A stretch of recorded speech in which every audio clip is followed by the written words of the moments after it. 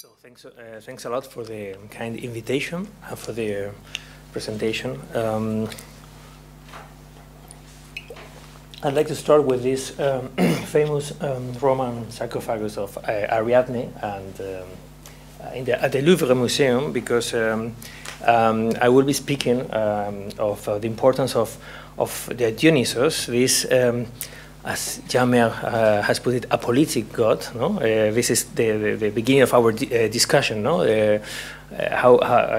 to which extent, to what an extent Dionysus was misunderstood by modern criticism in this integration with the polis. No, and I will try to show a panorama of Dionysus in late antiquity, what he means, and how in the last pagan generation, to become a Dionysus, to become Bacchus, was still very relevant in the light of the Platonic tradition, and how in this time, from the 4th to the 6th century, up to the end of the new academy, with the decree of Justinian, it was still very relevant for new Platonic philosophy in three main spheres. I would say metaphysics sphere, an ethic sphere also, and as well in a political way, no? Which is also the purpose of this conference. So my title is, yes, from religion to politics, but I think philosophy is in the middle of the way. So we will have to deal with philosophy at the beginning, and then we will see if it makes any sense. No? The question of how to integrate the otherness in the polis has been addressed already in this conference, and has created a big amount of perplexity in scholars. Jamer was an example, how this otherness can be a model for a ruler. This is one of the basic questions in archaic and classical polis, no? Which is solved soon with the example of Alexander the Great, using both Heracles and Dionysus as a political model of ruler, conqueror, etc., as Nock in a 1928 article already studied, no? Notes on rulers' cults. But in this way, I will try to show also, we have seen some neo-Dionysos, you know, some new Dionysus. I will like to focus on the late antique ruler, and so I will be following this tripartite structure. First, see what Dionysus meant in late antiquity, still for the lower classes, for the agrarian cult. Secondly, what it meant for the intellectuals, especially for the Neoplatonic school. And third, what can we say politically about Dionysus? Well, among all the gods of ancient religion that stood out in the syncretic theology of late antiquity, Dionysus became the clearest example of the figure of God, the Son of God, a savior figure who mediated between both worlds. This god of many functions and invocations will have a final resurgence in late antiquity, as he goes through a twofold transformation. On the one hand, his figure will be a symbol of power, like that of Rome itself, after Alexander, of course, civilizes the barbarians and gives them a type of pax Dionysiaca. On the other hand, Dionysus will be modeled with greater emphasis as a god of individual salvation, and hence this sarcophagus of Ariadne, especially due to his connections with the mysteries, and with an evident comparison with Christ. Of course, the Christian intertext is always we have to be aware of this all the time. No? And in the political discourse of late antiquity, of course, we are not speaking about the polis with participation of the citizens. This is a very different atmosphere. I would like to use a category of modern political thought, contemporary political thought, established by Carl Schmitt, the idea of the politic and the politics. No? In late antiquity, we will see that Dionysus is still present both in das Politische, so the interaction between factions. In this case, Christians are there, and Crisis and alter Bacchus, no, in a way, and in the politics, also in the institutionalized empire, because some of the rulers of the last pagan rulers, no, I will be speaking of the Tetrarchy of Galerius, of course, will identify themselves with Dionysus as a soter, but also in this new tripartite sense. No? This new Dionysus is halfway between a religious and a political figure, as we will see. The vision of the god is connected to his new Platonic interpretation, key to the mythical allegories with which this philosophical school, the true ideological engines of late antiquity, symbolize divine knowledge, but also individual salvation and also ideal rule of an empire. As the scholars of Dionysian cult during late antiquity have pointed out, this Dionysus plays an important role in the henotheistic tendency of paganism that began to be accentuated around the 3rd century already, and according to which this ancient god of vegetation came to occupy almost exclusively a conceptual space related to these three spheres. Redemption, salvation, but also a kind of son of God the Father, no? Of the main God, and heir to his throne, according to the Orphic myth of Zagreus. This will be clear. This will be in clear concurrence with other gods, and after the process of the evolution of paganism, Dionysus will compete directly with Christ. Indeed, the cult of Dionysus is one of the most entrenched and persistent in the system of classical paganism. For the 4th century, the presence of paganism in the public sphere gradually decreases, and yet the literary sources refer to the vigor of Dionysus' cult during the first years of the Christian Empire.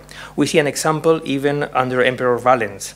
At his time, there was a Dionysian cult in Antioch, a bastion city of the new Christian religion, and it seems that the emperor himself, who was there in 370 in this decade, he was more concerned about the Nicene-Arian controversy, and he granted relative freedom to the pagans of the city, allowing them to celebrate the ritual of Dionysus, among other gods. The ecclesiastical historian Theoret is scandalized, and I quote, no, "The initiate in the rites of Dionysus ran with goat skins, tearing the dogs to pieces, and insane, they went into ecstasy." Yeah? This is not possible anymore. This situation lasted until the edict of Theodosius against paganism in 392, but there are many testimonies, many sources telling of the persistence of the cult of Dionysus. For example, Christian historian Sozomen also refers to the punishment of 2 Christian clerics of Laodicea for having recited certain Bacchus verses only for the initiated, and in the Latin West, Augustine of Hippo recalls in one of his epistles the familiarity of his urban environment with the rites and festivity in honor of Dionysus, which were very persistent still in the countryside. The lower strata of the population persisted in the veneration of Dionysus, focusing on his salvific side and also in the agrarian connection, of course. Nevertheless, the intellectuals of the time also followed him closely, considering him a god with an important role in the philosophical arena.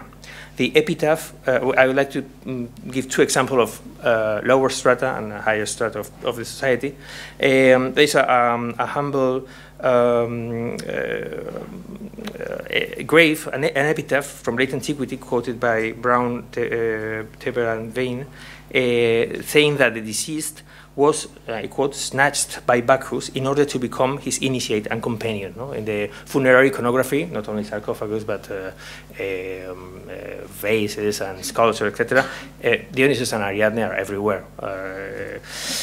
But on the other hand, we know from the Byzantine Suidas lexicon that another deceased called Heraiscus, a learned pagan from an educated family of 5th century Egypt, was mummified and then became Bacchus. So what does it mean to become a Bacchus in this time? No?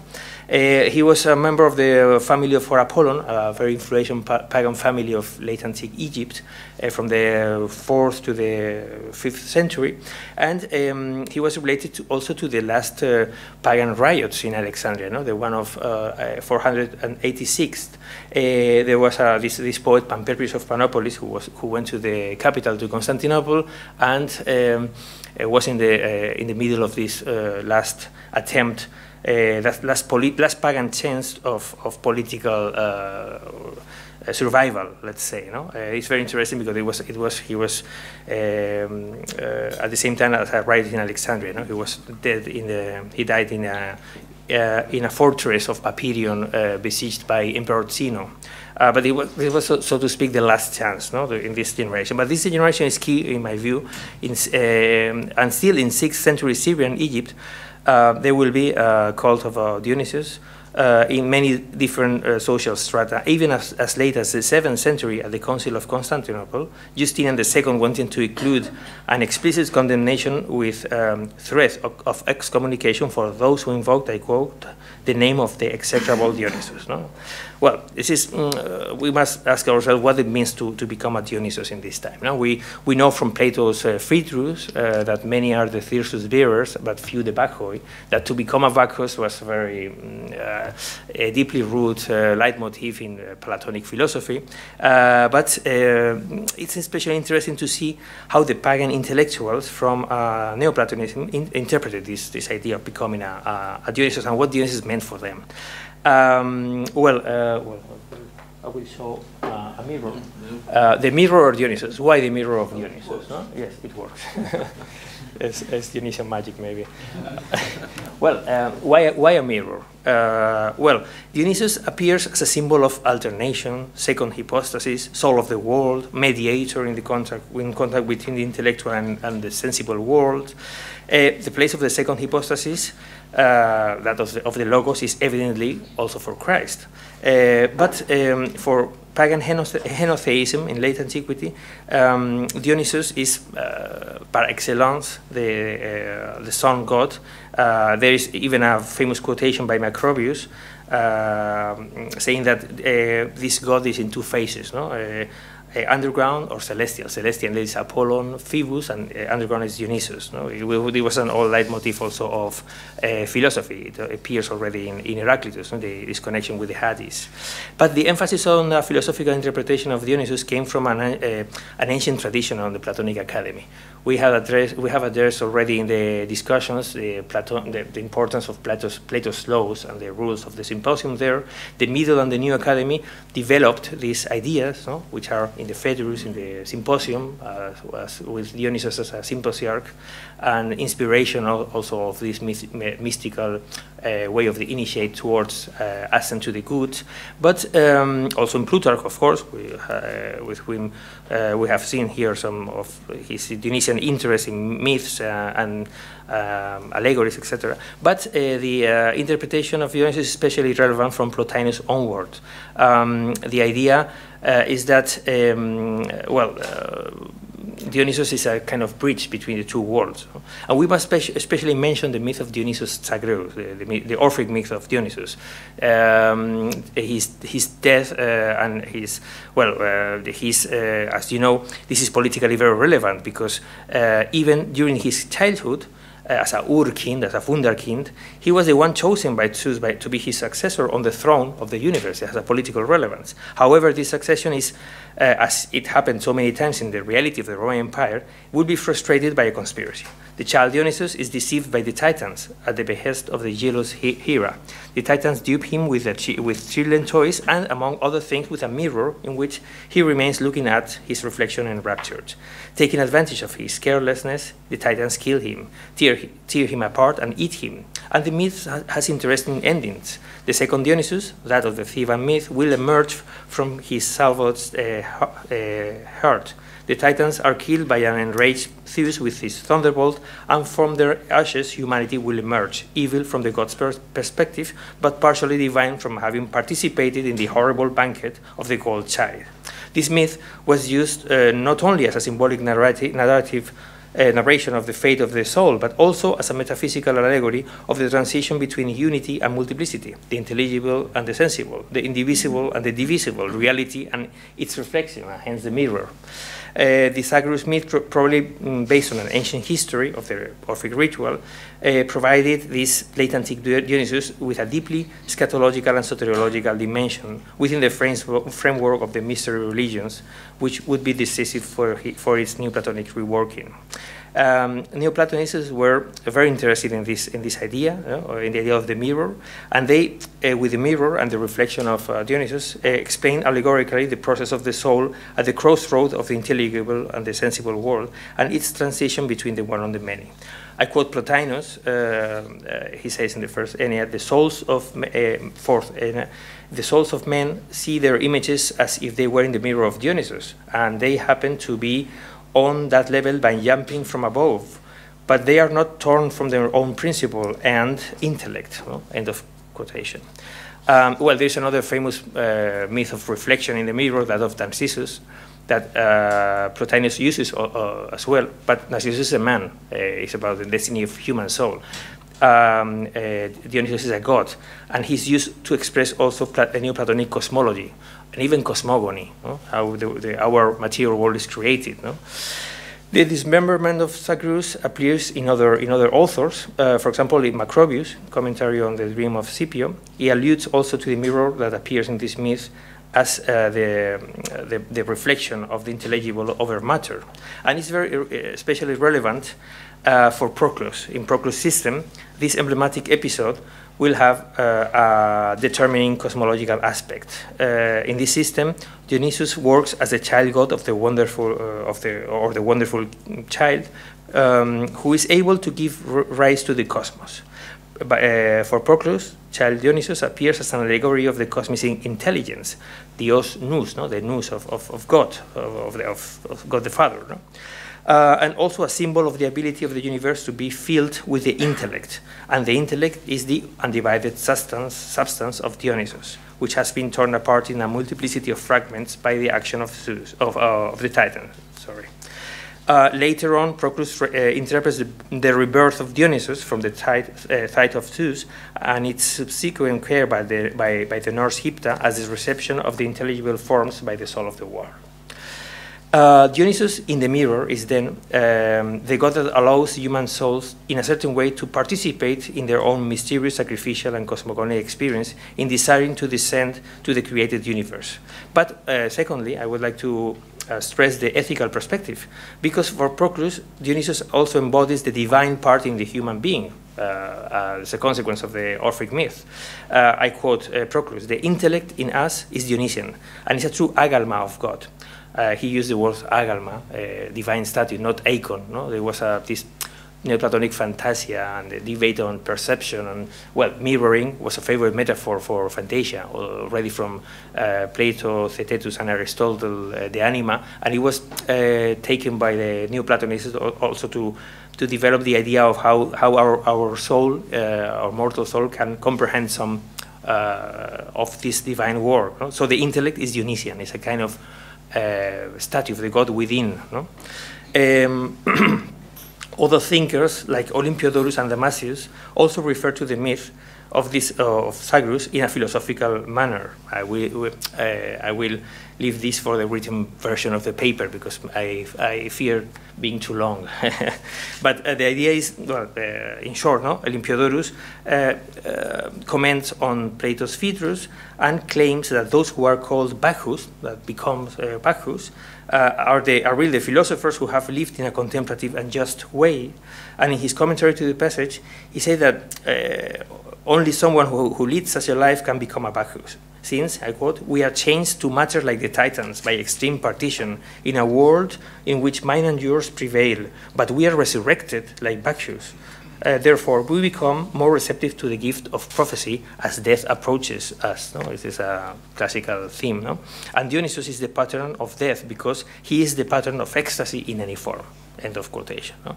Damascius, on his side, interprets the creating action of Dionysus as possessing a double function that again is reflected both on the metaphysical and ethical levels. Fulfilling the mediating function attributed to it by tradition, Dionysus helps the sensible world to participate in the intellect, while the Titans represent the bonds that unite the soul to the body. The Dionysian life is then an aesthesis in this world for the philosopher, who prepares through this ritualization that imitates the myth for the other reality. Well, this is an idea that Damascus works on also with the leitmotif of Ariadne, who is, by the way, in this mirror, this Hellenistic mirror, with his savior Dionysus, no? Ariadne as the soul, no? Which appears often in the Neoplatonic text. This interpretation of the double life of Ariadne, the thread and how we can guide ourselves in this world, and the salvation of the soul. Dionysus and his experience of dismemberment not only made him as God, the closest to the man, but also enabled the divinization of his acolytes, such as Ariadne. No? We can say that in Dionysus we see not only the traditional interpretation of myth in an allegorical way that harmonizes the poetic wisdom of old paganism with the Platonic and Neoplatonic postulates, but also through the concrete religious practices of late antiquity. This is demonstrated by theurgy, or the remains of the Bacchic cult that we have in the literary sources, and for example, in the funerary perspectives. No? The idea they can still be mummified or buried and become a Dionysus in this epitaph of low social class. I asked myself to which extent the Dionysian mystery was still alive in rural areas, for example, of Syria and Egypt. No? Probably they were very alive, no? Around the city of Pan, no? Panopolis, where a famous school of poetry of Nonnos and his Dionysiaca is based. No? But at the same time, in the Neoplatonic schools of Syria, Athens, Alexandria, there was an intellectualization of the gods, no? Which is what I try to say. Thus, it is not surprising that at the beginning of the 6th century and before being banished by Justinian, Damascus, this last scholar of the academy I just quote, wrote the following word, I quote, "When a man leads a Dionysian life, his problems are already solved and he's freed from his bonds and freed from custody, or rather from the confined form of life. That man is the philosopher in the purification stage." Indeed, at the end of paganism, Dionysus appears as a new religious philosophical model of an old Platonic Pythagorean ideal, that of the homoiosis theo, no? The assimilation with the god, the following akoluthein to theo, etc. No? Damascus, who also discussed Greek myth in allegorical sense, wrote commentaries on Plato's Phaedrus. So this is a key dialogue for this idea. No? But thirdly, I'd like to go into politics. I don't know if I have time or... 5 minutes. 5 minutes. Oh, okay, I'll try to speed up a little bit. Okay. That was the most interesting part. But anyway, you will read it. In the I'm sorry because I'm the last one, and I should be brief. But what happens in brief with politics? We know all these precedents of the Neoi, Dionysoi, Ptolemies, Mark Antony, up to Septimius Severus, and so on. Of course, the Neoplatonic school, in contrary to what is generally thought, had a direct political influence. There's a great book by Omeara, Platonopolis, who Omeara shows how influential it was. Now, we know that Plotinus followed Gordian to Persia in search of Oriental wisdom. He wanted to go to India. He came back to Rome. He was in good relation with the emperor, Philip the Arab, Gallienus, etc., etc. And Porphyry apparently had a very active role as an intellectual supporter of the persecution of the Christians. This is a very interesting theory. Under the rule of emperors Diocletian and Galerius. It is disputed whether he is the pagan priest of the philosophers quoted by Lactantius, but it's quite likely, no? It's of the same time. So we must rethink the role of Neoplatonism in this, in politics, no? in the Politik, not only in Das Politische, following Schmidt, no? As an ideological basis for the late Roman rulers who still were pagans. No? The comparison with Christ is there, but we cannot go into this. No? Moreover, the Neoplatonical political model also appears in Diocletian Tetrarchy. This is a very interesting theory. No? Not only the support of Porphyry to the anti-Christian agenda, but also the support for this quadruple figure of emperors protected by pagan deities. From Zeus, Heracles. Well, there is Dionysus as well. No, we have Galerius. I brought some images of late antique Dionysus. This one is a very famous mosaic, 4th century near Paphos in Cyprus, showing Dionysus being adored just as a baby Jesus, no? With a manum velatio of Hermes. Is quite I mean, very well explained by a Polish archaeologist. I don't remember the name, but yeah. And here is another mosaic with fight with the Indians, no? But the iconography of Dionysus for Galerius is omnipresent. It's everywhere. In the villae of the Tetrarchy, there's a strong presence in Sicily, for example, of Galerius. And Galerius made himself a palace in, well, this is an ivory casket in London, no? With the of the 6th century, very late, with the campaign against the Indian. But Galerius built himself a great big palace in nowadays Serbia. Felix Romuliana Gamsigrat, with whose iconographic program was all about Dionysus. No? Also in Thessaloniki, there was some Dionysian mosaics from this time, which is very interesting also. And Lactantius, great enemy of Galerius, as evil persecutor of the Christians, criticized the myths of Liber, and the connection with Galerius is more than evident, as Nicholson in a paper of 1984 has convincingly showed, in my view, no? The divine patronage of Dionysus. No? So, by way of conclusion, if you allow me, on the philosophical level, it can be properly justified that Dionysus would be the patron god of a ruler placed in the background after Zeus, since Dionysus Sacrus is heir to the divine throne. In addition, Dionysus joins these three spheres, metaphysics, ethics, and politics, and now we can try to guess what it means to become a Dionysus in late antiquity in this transversal way. No? Dionysus is also the god of philosophical divinization, yes, as the Neoplatonic philosophers show. Also individual salvation, as the funerary tradition show. But also there is a kind of political divinization, which is very interesting, and it was studied by Omiara, no? On his text on political life and divinization in Neoplatonism. The idea of homoiousis theo for the philosopher goes beyond, and there is a reception of the Theaetetus and of Plato, an very interesting comparison with the Enneads, where the political virtues are described as inspired by divine models. This can be also related to the emphasis of Neoplatonism in the contemplative life, following a sage like Pythagoras, etc., and the political leadership of these figures of holy men, of the Joey Andres, of both religion and politics. No? The very Pythagoras was like that, no? And Iamblichus and Porphyry are very keen on emphasizing also the political nuances of this community, of this ideal community. Proclus, in the case of Proclus, the political model of Neoplatonism is more evident. Neoplatonic hypostasis, the three levels of descending reality that already appeared in Plotinus, also represent for him models for the three levels of political reform. Proclus identifies them as Zeus, Dionysus, and Adonis, no? In a descending way. The second place is always for Dionysus, as Galerius is only second to Diocletian.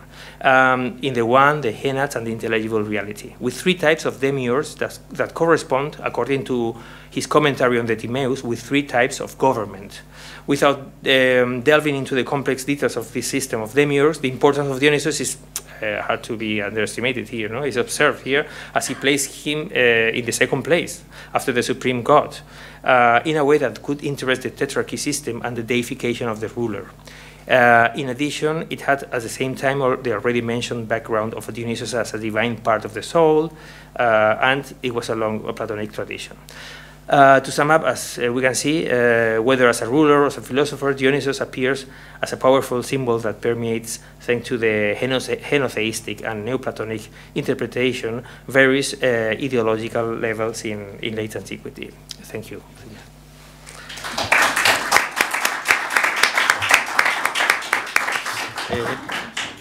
No. Thank you very much, David, for your incredibly wide and detailed this landscape of of late antiquity Dionysus. It reminds me the sentence taken from book of Precious Seafood in the last chapter of your Dionysus is information that Dionysian religion, if we can say so, was the biggest competitor to Christianity.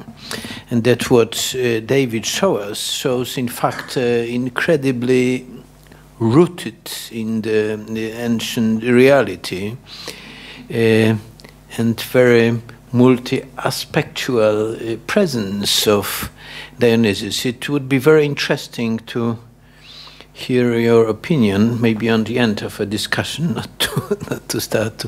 I mean, why Dionysus? That's interesting. I mean, why Dionysus played so important? Why is it Dionysus that it played so important role among so many different gods, of so many features, of so many teleties, of so many extremely deep theological examination made by philosophers, poets, etc. Why Dionysus? It's so important that it focus attention of a late antiquity to that level. So that's the, let's say, last question of the discussion. And now, if you would like to ask our speaker, please do so. Professor Karen.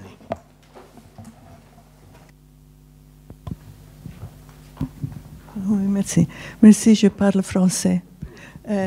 Une petite essai de réponse à votre question. Pourquoi Dionysos? On ne l'a pas dit aujourd'hui, mais c'est une chose que tout le monde sait. Le fait que Dionysos est le seul enfant légitime de Zeus. Parce qu'il est le seul qui est sorti d'une grossesse paternelle outre que maternelle. Donc il y a il est le plus légitimé parmi les successeurs possibles de Zeus.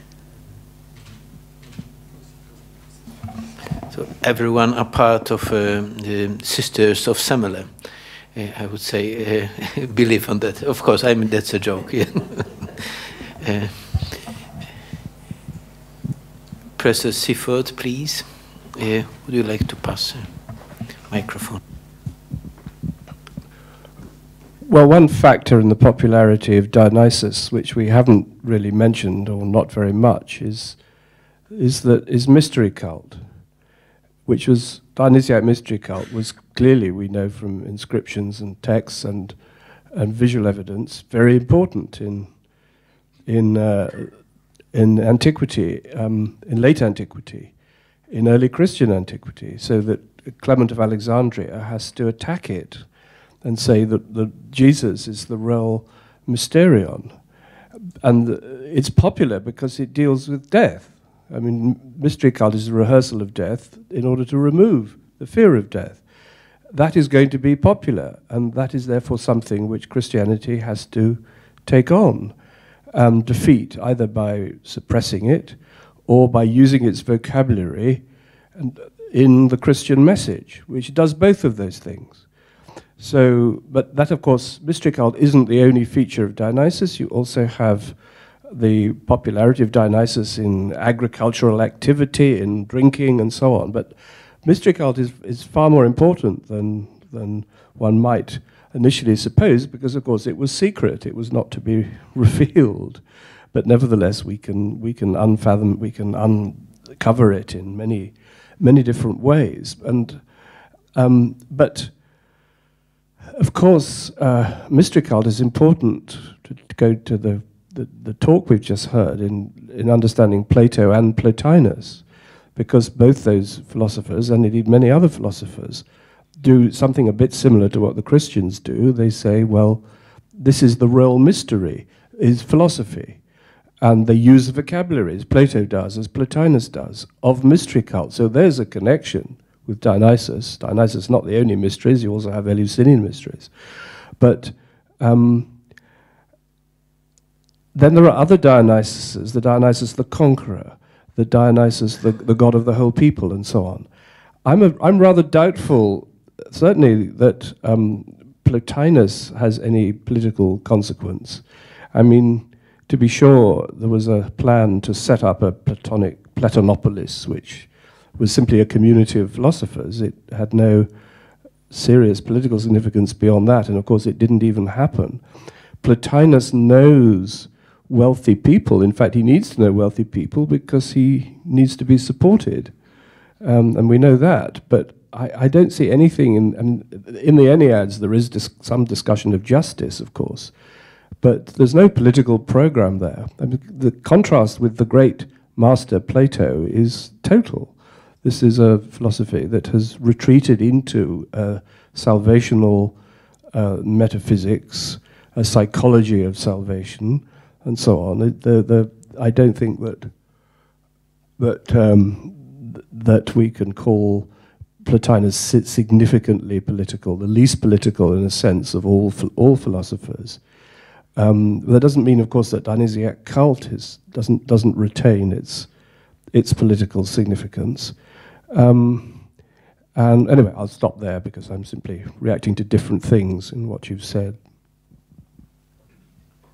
Thanks a lot for your remarks. Would you like to answer now? Yeah, okay. Or I don't know. maybe yes, please. Well, regarding mystery cults, I think this is very interesting what happens in late antiquity with the mysteries, because we see that they are still practiced in a way, on a level, on a popular level, but they are philosophized on another level. Of course, they follow this Platonic tradition of that the true mysteries are philosophy, and they are at the same time, feared by the Christians, because they see, I mean, there is a Christian kind of rivalry from very early.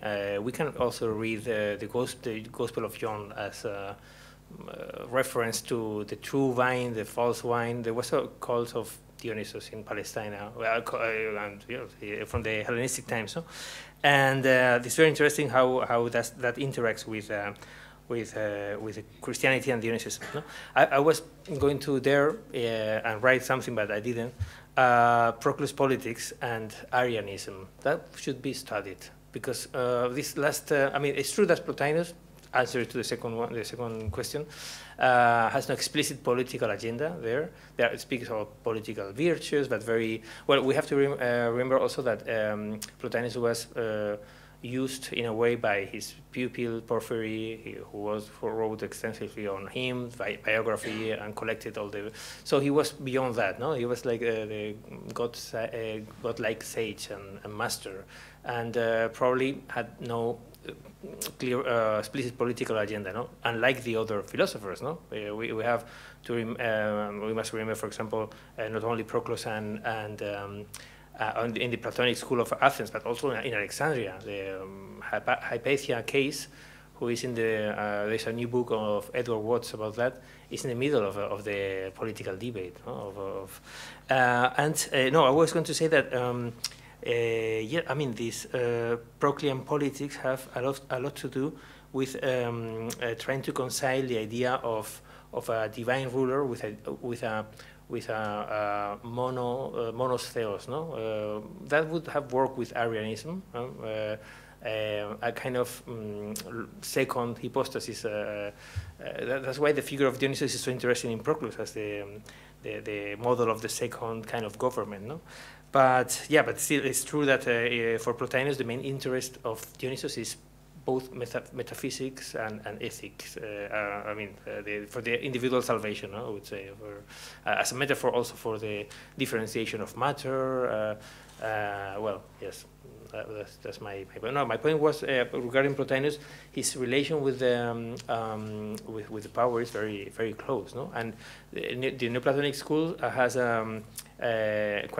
quite successfully manages to be close to the power until the very end. Until, well, Hypatia is probably the last example of a philosopher who had in her inner circle all the powerful men of the town, prefects, magistri militum, etc., were a member of this school, and probably was an attempt of reconciling this Neoplatonic tradition with a new Christian audience, which failed evidently, no? But so that's some little sort of answer to this, no? I don't know.